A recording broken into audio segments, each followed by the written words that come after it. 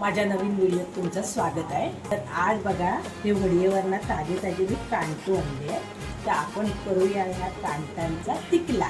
कांटो मी साफ करून घेतो। कांटो कापून झाली आहे, आता काढूया। ह्या मिक्सरच्या भांड्यात मी हळद, मसालो, कोथिंबीर घालून घेतली आहे, लसूण, कांदो आणि खोबरा टोप तापत ठेवले। आता आपण तेल टाकूया।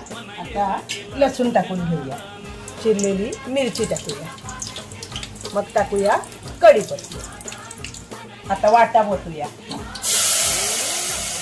कोकमा टाकून घेऊया। आता यास कढी येऊन मीठ टाकून घेऊया चवीपुरता। तिथल्या कड आलो आहे चांगलो। आता त्याच्यात कांटो सोडतोय। कांटाचा तिकला शिजून तयार आहे। माझ्या व्हिडिओक लाईक करा आणि चॅनलला सबस्क्राईब करा।